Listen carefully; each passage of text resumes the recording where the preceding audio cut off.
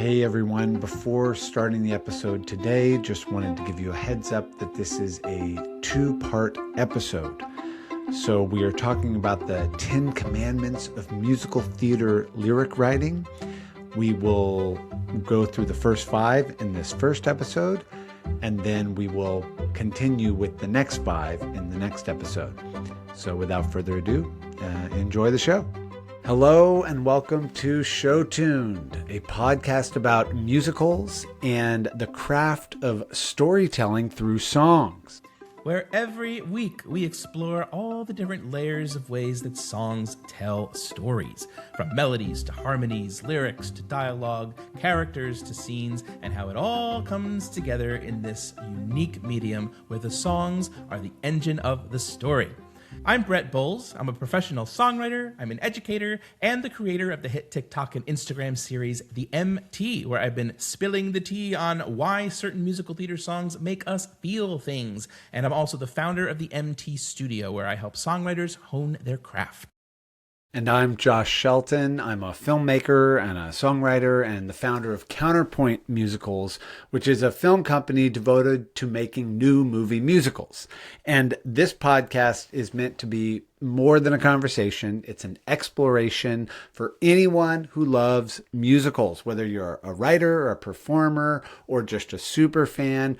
Our goal is for you to find something interesting here. Today on the show, we are going to talk about the 10 Commandments of theater lyric writing. This comes from you, Brett. Or, well, you didn't come up with it, but it was your idea. Yes, so these 10 commandments were written by Pat Cook, who was my moderator and one of my teachers at the BMI Workshop for years. And he's now still a part of BMI, but he's stepped back from the moderating seat and just attends now. But he's a very smart guy, and these commandments are golden, golden, golden for songwriters and anybody who wants to, write lyrics for the theater. I love it. And I actually, was not familiar with these until you texted them to me when we were talking about what to discuss today. And once I saw them come through, I was like, yes, we can talk about these. This is exciting for me to dive into and will be applicable to so many folks. So the main topic today will be the 10 Commandments of theater lyric writing. And also stick around to the end where we are going to share what we're listening to this week from musicals or otherwise. I just love getting recommendations from people and not just the algorithm for what we should be listening to. So we're going to share ours with you. And as always, we're recording bonus content for our paid subscribers on Patreon, where today we're going to take these 10 commandments and apply them to a couple of famous Broadway songs to see how they hold up. So excited. Yeah, so excited. It'll be a fun way. So remember, hop over to Patreon. You can join as a free member to be a part of the community, or you can join as a paid member where you'll get this bonus content. And it's just the best way to support the show. We're so grateful for all of the Patreon members and support we get. But before we get into all those goodies, we're going to start with the same thing we start every episode with, and that is a quick intro segment titled, What is Your I Want Song for This Week? So, since I introduced the segment, I'm going to ask Josh first. What is your I Want song for this week, Josh? My I Want song for the week is Take a Little Vacation. And I don't mean that in the sense of leaving. Something I try to do is like take micro vacations. Enjoy that cup of coffee as if you were on vacation. So that's my I Want for the week, is to make sure I find the moments to enjoy the time in between. Maybe that's more what it is. I love that. That's so philosophical. So, Brett, what is your I Want song for the week? Well, and we'll talk about this a little bit later when we talk about what we're listening to this week. But I had the great privilege of seeing a new show on Broadway yesterday called Schmigadoon, which is based on the television show of the same name. And it was fantastic. And it sort of reinvigorated my love for musical theater. So my I Want song for this week is it's more of an I Am song maybe for this week, which is like just a love letter to musical theater. I'm buoyed by that this week. Well, perfect. I have not, seen the Broadway show Schmigadoon. Of course, I've watched the show, and it's so smart and has so many fantastic things about it. I'm so happy you got to see it. Hopefully, I'll get to see it when I'm in New York. Yes. But I love that sense of being buoyed and being reinvigorated by something that obviously you already love and spend a lot of time talking about. But I think that's kind of connected to my like find the moments. I'm a little more on the things are busy. It's easy to sort of get swept up, take moments to take a breath. And what you're looking at is like I might have this thing that I talk about all the time, but now we have this new influx of inspiration. So, ride that wave. Yes, it's good to be reinvigorated by even by if it's something you already love or do. It's just sometimes you see something that just makes you go, ah, yes, that's why I love this so much. And that's what the show did for me yesterday. Absolutely. Absolutely. And reminder, we say this every week. If you have your own I Want song for the week or the month or the year, please put it in the comments, share it with us. It's always good to be inspired and to strive towards a goal and to, encourage each other to do that, whether it's little moments or big inspirational waves. Please. Yeah. So, Brett, I'm ready to dive in. I am excited to talk about the 10 commandments of theater lyric writing. Where should we start? Well, I think before we jump in to the 10 commandments of theater lyric writing, I think we need to discuss the differences between poetry, pop lyrics, and musical theater lyrics. I think it's good to sort of get that out on the table first because I think these commandments will make a lot more sense once we've sort of discussed that. Absolutely. And I love the distinction between those three, types of sequences of words. So, yeah. Great. So let's do it. So when we are talking about poetry, we are talking about something that is written to be interpreted by the reader at the pace of the reader. So you, as the reader of poetry, get to determine at which pace you read said poem, and you get to decide how many times you're going to read that poem, and you get to decide how you're going to interpret that poem. So it's very much dictated by the reader of the poem. So as a poet, you can feel free to be as opaque as you want to be. You can be as complex. You can break your words apart however you want to. You can choose whatever images you want. It doesn't matter how clear or obscure you are because the reader has all the time in the world to figure things out, to parse it for themselves, to read it at their own pace, to do it over and over and over again. So you can get away with a lot more of that kind of stuff in poetry. Absolutely. I remember hearing one time that I forget who said this, but prose are the best words in the correct order, but poetry are the best words in the best order. Ooh. I forget what literary figure said that. And I've always, stuck to that because it's really is empowering the writer to put the words in whatever order they think is best. But the distinction that you just made of what is different between poetry and lyrics, because they're very similar, is, well, I think you're about to say it. I mean, I think poetry exists at the time and pace of the reader, whereas lyrics, not to tip our hand, exist in the time of the song. Yeah. But go on. Yes, that is a huge differentiation between them. And now, even to go a little bit deeper, to differentiate pop lyrics, or should I just say non-musical theater lyrics, music and lyrics written for other genres. Again, you are, as a listener, you are going to most likely be hearing those songs over and over again, whether it's on the radio or whether you want to, add something to your playlist so you can listen again and again. So while the music is going by and the lyrics are going by in time, which is a key difference between poetry and lyrics in general, is that lyrics exist in time, in meter. In a pop lyric, you have the chance to listen over and over again. The same thing, very similar to the way that you would read a poem over and over again. So for lyrics that aren't theater lyrics, again, you can afford to be a little vague, you can afford to be opaque, you can afford to tell the story you want to tell in whatever way you want to tell it, and let the listener interpret at their leisure as they listen to the song over and over again. Typically, a pop song, not always, but typically is going to have a chorus that is, you want the chorus to be repeatable, you want the chorus to get stuck in somebody's head like an earworms, that they are constantly humming they're humming the melody of the chorus, they're humming the lyrics of the chorus, they're humming the hook of the song.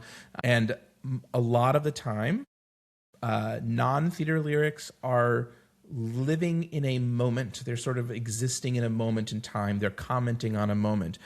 Sometimes they do tell a story that spans, that can span time, but usually a character doesn't necessarily change from the beginning of a pop song to the end of a pop song. They if you think about Someone Like You by Adele, we are living in this moment with her, or the character singing that song, and that character doesn't really change. We're just sort of reflecting on what that moment is. So pop lyrics don't necessarily have to move a story forward, which is one of the differences between these two.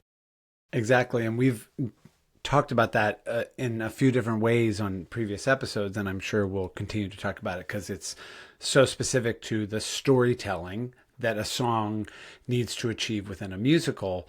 But going back to that idea of lyrics or words existing in the time of the note, which is a beat or a couple beats or less than a beat, and that key difference between poetry and lyrics. But then, like you said, pop lyrics, traditionally you have a way to play it on repeat at home, or you were requesting to play it on repeat on the radio, and you hear it over and over again, and you get to just immerse yourself in it.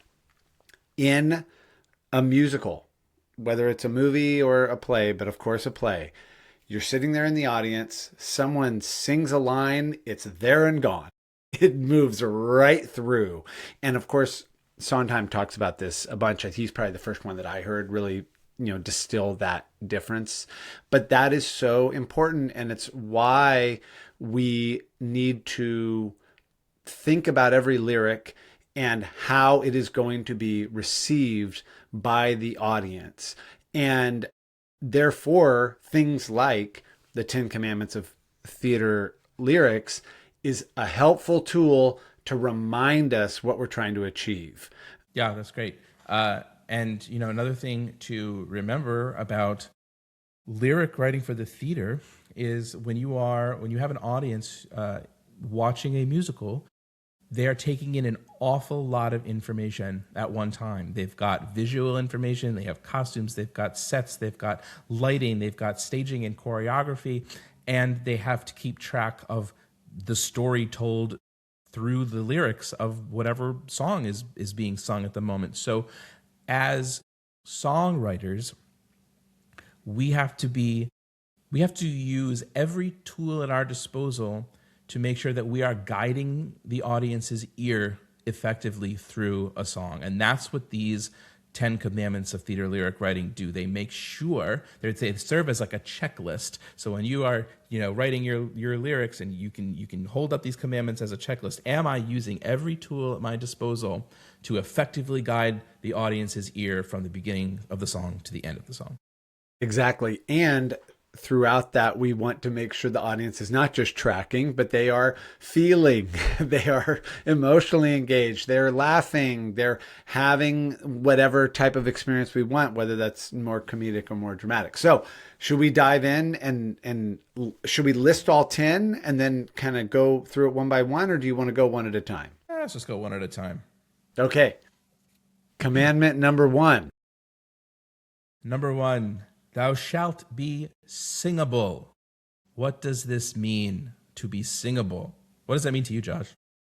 Me, singable means it is going to fit comfortably in the mouth of the singer. It's going to land gracefully in performance. Now, you can have words that are maybe tricky, right? Whether it's a patter song or something, but it is singable. It is we want to hear it. What is that? How you would interpret it? Yeah, that's exactly it. And we want to think about where our vowels are placed on certain words, depending on what the vocal range is of those. We don't want singers, trying to sing a really, high belted note on an I, or an E vowel or something. That we have to be mindful of that as writers, that we are writing for singers to be able to sing what we write. So where you place the vowels in certain words on certain notes is important. And yes, as Josh said, as you said, the being able to just get your mouth around the words and have them literally be singable is really important. Exactly. And on one end of the spectrum, Singable is also a tune that the audience might hum, right? When they leave or sticks with them, and it's singable and that anyone could sing it. But then there is the other end of the spectrum where it might be a complicated or unusual melody that a professional singer can sing, which is why when you're kind of maybe going in that direction, you're really paying attention to, well, where's the breath? Where are the consonants? What are the words? And do they still make it singable within a more complex composition? Yeah. And I tell my students, don't get too hung up on, whether something is hummable or not. And I always cite the example of one of the chief criticisms of West Side Story when it came out was that nothing was hummable, that you didn't leave the audience humming anything. And look at West Side Story now. So don't get too hung up on the singable or the hummable aspect of it. Not singable, the hummable aspect of it. Exactly. The important thing is that you're writing what is dramatically right for the moment. Yeah, what is correct for the moment, correct for you. And that's why, again, I like going back to for the performer. It's great if the audience sings the tune later or whether or not multiple people can sing it, but you're writing it singable for the performer, for the character, and all of that. Yeah, amen. All right, so number 2, I'm going to read it. Great. Thou shalt be understandable, which seems related. Seems a little bit related. How are you going to define it? Yes, it is related, and I would say that the difference between something being singable and being understandable is you want the audience not to have to think too hard about what you're trying to say with your lyrics. It should be understandable at first listen. The more opaque something is, the harder it is to understand what's going on if you're using really complex metaphors or sequencing your words in an odd way, which is actually a later commandment. You want to make sure that the audience can understand, because again, they have one chance. This is it. In this moment in time, they need to understand what the lyric is saying, because if they don't understand, then their head goes, wait, what was that just happened? And by the time they start to puzzle out what just happened, the next 4 or 5 lines have now already gone by, and now you've lost them. So being understandable is very important. Now that doesn't mean that everything has to be like stupid simple. It just means that it needs to be understandable on first listen. And the great writers like the Sondheims and the Lin-Manuel Mirandas and the Stephen Schwartzes and the Jason Robert Browns and the, you name it, they are able to layer meaning in their lyrics so that if you listen more than just the one time, you can start to pick apart and peel these layers and see all the layers of meaning underneath. But it is understandable on first listen, enough for you to get the story, understand what's going on so you're not lost. Exactly. And once again, there's a spectrum here. One type of understandable is simplicity and clarity that could be, make sure your lyric is not too opaque or entirely subtext driven, right? Where you're talking so abstractly that I don't understand what you're trying to say as a songwriter or what the character is feeling, right? There is the lack of clarity through ambiguity. That's one type of non-understandable lyric. And then on the other side, you can have very complex lyrics that are maybe not understandable, not because it's too fast or the rhythm's too, unusual. It might just be the way you've structured the words, and the most important words are not in the right place. So, for example, there's a lot of um, help that can happen in understandableness when, say, the rhyming word is the most important part of the phrase, as opposed to putting that in the middle and then just having some word rhyme at the end, right? And so it's really being intentional about where you're placing the most important meaning or emphasis of the lyrics and the situation you're trying to convey.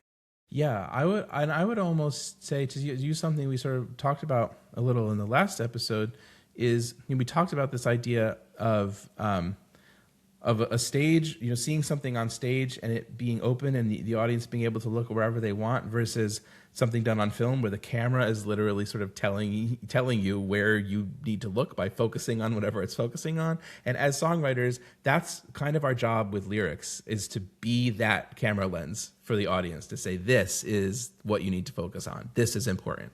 That's what we do as songwriters. Absolutely. And even I remember hearing or reading that Sondheim said something about a rhyme is an exclamation point, or a rhyme is, a lot of people misunderstand the power of a rhyme. And if you use it correctly, you're emphasizing a word or a moment. And, we'll have entirely other conversations about rhymes. And also, I know there's at least one other commandment about rhymes in particular coming up. Yes. But I was writing a song the other day with someone, and we were looking at it and we realized we were not putting the important stuff in the right place within the verse. Like, because we were either trying to make one rhyme work, but we knew we had to say such and such happened or whatever it was. So we kind of had an opening line, which created a rhyme. Then we stuck in the important thing on the next line and then figured out another line that hit the rhyme. And I was like, there's all this extra stuff distracting us from the understandableness. We need to take a step back. Here's the most important thing. Maybe that becomes the first line in the phrase, and then we have more room to play. Or maybe it becomes the last line and we got to earn that rhyme. Are you tracking what I'm saying? Yeah, totally. And I think at the end of the day, clarity wins above all else. Yeah. Yeah. So I love it. Thou shalt be understandable. Great. Now, commandment number 3. Number 3, thou shalt be about one thing and one thing only. This is a big one. I want you to unpack that. I would love to understand. So we are taught as musical theater songwriters that whatever song we are writing needs to be about one thing and one thing only. If you start making the song about more than one thing, it gets very confusing very fast. And this is why, as we've talked about in previous episodes, this is why it is so important to nail your hook, to make sure that your hook is really strong and that everything relates back to that hook, so that your song is about that one thing. So important to have a thesis statement or a center of gravity, and your song stays there and does not drift from it. And if you think of the most effective, the most successful musical theater songs of all time, you will find that these songs are about one thing and one thing only. And coming back to conversations we've had about the great hooks, is we look for hooks that have the ability to evolve throughout the song. So it's still about that one thing, but the character's relationship to it or perspective on it is changing, or at least growing, however we want them to over the scene. And I think that can be one of the hurdles when you're writing a song. You're like, oh, we need new information, or the character needs to change and grow. And I could see someone starting to write a song where the first parts of the song is about this, but then the character changes and therefore the song ends and it's actually about this. And that's where it's like, we need to be careful, right? Yeah. And I think it's almost easier to explain these things by going to a song that a lot of people know and going, well, what if you had put this in there? So if you think, for example, think about Defying Gravity, right? The big Act 1 finale of Wicked. What if there was a section of that song where she sings all about her love for Fiyero and what that relationship has been to her in the first act. Like is it true? Sure. Does she have these feelings? Yes. Is that what she should be singing about in this moment? No. That song is not about that. We save that for a later time. So these are the kinds of things that you want to make sure you're thinking about when you're writing, is like, what is the main dramatic thrust of this moment, and stay in that moment. Don't go anywhere else, because it will just confuse things. Absolutely. And also, I think going back to the writing side of it, the scene work in these shows, whether it's a stage show or a movie, you wouldn't have characters talking about a certain thing in dialogue and then suddenly start talking about something else. Like, oh, I see that you're at this great point. What about Fiyero? Tell me about Fiyero. It's like, whoa, the conversation was about this one thing. And that's what a song is doing. And of course, a song could, if the song is about a character juggling multiple things, then the song is about that juggling. It's not about the other things. Does that make sense? Yes. And then in which case, that is something that has to do with juggling a lot of things becomes the hook of that song. So then everything else relates to that one thing. Great. So thou shalt be about one thing and one thing only. We want to remember to keep our songs about one thing and one thing only, and find all the different ways to approach and view that one thing, and have the character change and shift around. And it's really fun to find the different angles to approach the one thing. But keep it to one. Keep it to one thing. So commandment number 4 is thou shalt be specific. I love this one. So a prevailing and incorrect view is that in order for people to relate to something, it needs to be generalized or generic. That is wrong. In order for people to relate to something, the more specific it is, the more universal it becomes. This is one of those things that is true about the human experience that I love so much, and is always hard to accept or wrap your head around, because we all think that if I get too specific, I'm gonna, not include a certain amount of people. But the truth is, our favorite songs, our favorite movies, our favorite books, our favorite paintings, they are hyper specific. And it's through that specificity that we actually connect to one another, and it creates that universality. I love that. You want to know my favorite musical theater example when it comes to specificity? Yes. What is your favorite musical theater example when it comes to specificity? It is Fiddler on the Roof. And here's why. So this is a true story, by the way. So Fiddler on the Roof, anybody who's familiar with that show, the opening number of Fiddler on the Roof is what? It's tradition, right? Tradition, right. Now, for the entire out-of-town run, the whole lead up to the Broadway production, basically, that opening number did not exist. It did not exist. And it was, the story goes, the apocryphal story goes, that at any time somebody would ask Sheldon Harnick what the show is about, he would say, well, it's about this farmer and his 5 daughters, and, this family trouble and whatever. And it got to the point where they're trying to figure out how to create an opening number that was going to let the audience know what they were in for, and to really set the tone of the show, because it was sort of causing the show some trouble.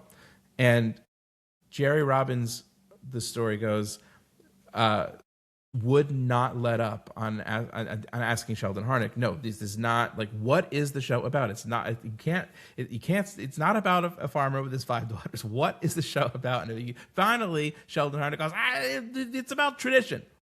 And that was like a light bulb moment for the creative team. And that's the opening number. And it's almost impossible to picture Fiddler on the Roof without the context of that opening number, which sets you up for what the show is really about, is how tradition is upended and changed, and how that evolution of tradition challenges this family. And the reason why I love the story so much is because outside of America, Fiddler on the Roof is the most popular in Japan. And you'd think, Japan, a Jewish farmer and his 5 Jewish daughters and this whole town and village of Anatevka and all these Jewish people, why is that popular in Japan? Whereas the Japanese look at it and go, we understand tradition. This means something to us. And then what they wonder is, how can this be so popular in America? They wonder. That's why specificity is so amazing. That is a perfect story and encapsulation of this idea, because tradition is something that we all have. I have never, been on a Jewish farm in that time period and was not raised in that way, but I have my own traditions. You have your traditions, and it crosses, cultures and ethnicities and time. And that is the universality of specificity, right? It's so wonderful. And it's true across the board. Tradition is a big idea, but you go, something else like listening. I personally love company. That's most people do, but I listen to company, and you hear a song like Being Alive, and I can listen to that song with being totally kind of removed from where that character is right now. I'm married, I have 2 kids, but I still listen to that song, and it is about the hyper specificity of what he's singing about that I can still relate to and will always relate to, and anyone can, right?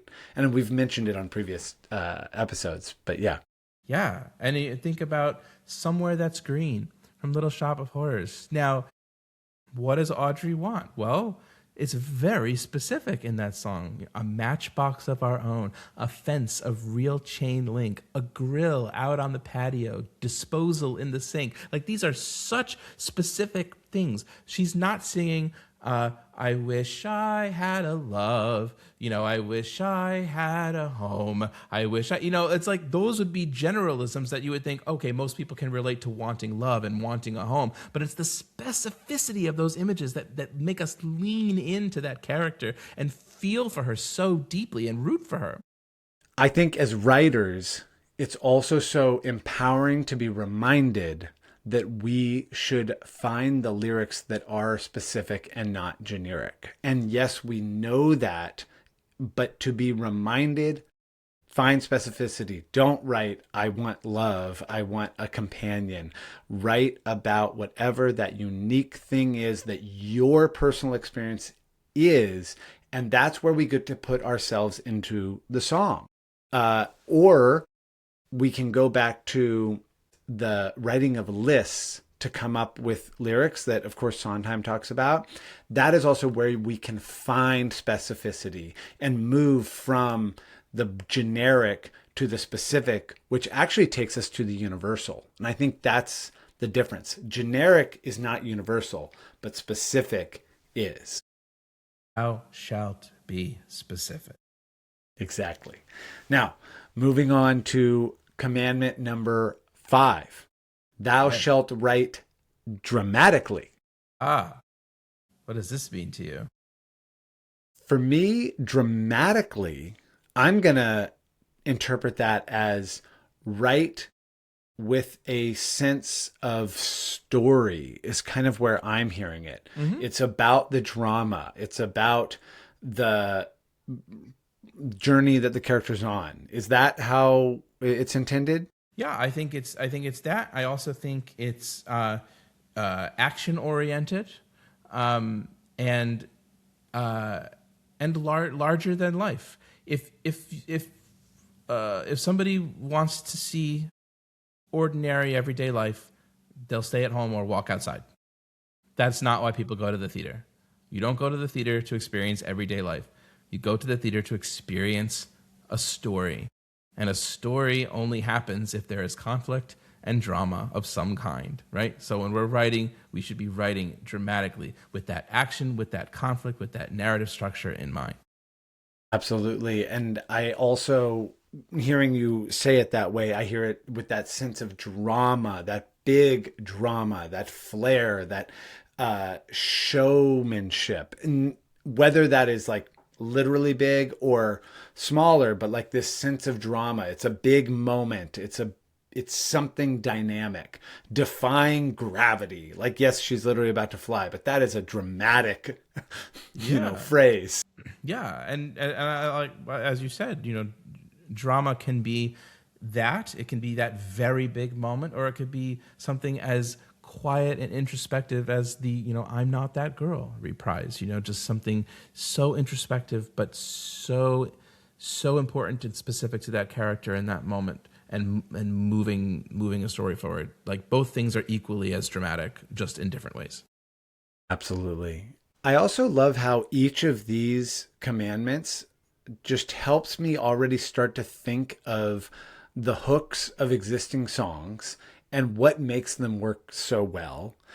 And before even diving deeper into the lyrics, I'm thinking about the overall approach, and I'm getting inspired to just even find that hook by, incorporating all of this. And when I think dramatically, I'm thinking of the titles of songs or the hooks or the refrains, and I'm like, oh yeah, those are big ideas. Whether it's tradition or defying gravity or being alive. Like, being alive is a personal moment, but that's a big phrase. That's dramatic. Yeah. Well, and everything in that song is to define, what does it mean to be alive for that character? What does it mean? And he goes on a whole journey in that song to figure out what that phrase means. Yeah. Thou shalt write dramatically. I dig it.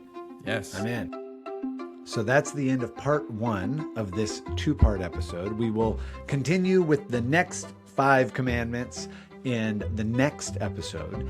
And remember, if you want to hop over to Patreon, we are building a community there. We're sharing bonus content there. You can join as a paid subscriber, but you can also join as a free member. Whatever works for you, we are so grateful to have you as part of the Show Tuned community, which we are building to be one of the best and biggest musical fan communities, or musical writer communities, or just a community for anyone who loves the craft of storytelling through song. So we hope to see you over there. But first and foremost, thank you so much for listening. Please like, subscribe, share. If you have anyone who you think might find this conversation about musical theater and the craft of storytelling through song, please share it with them. Thanks again, and have a great day.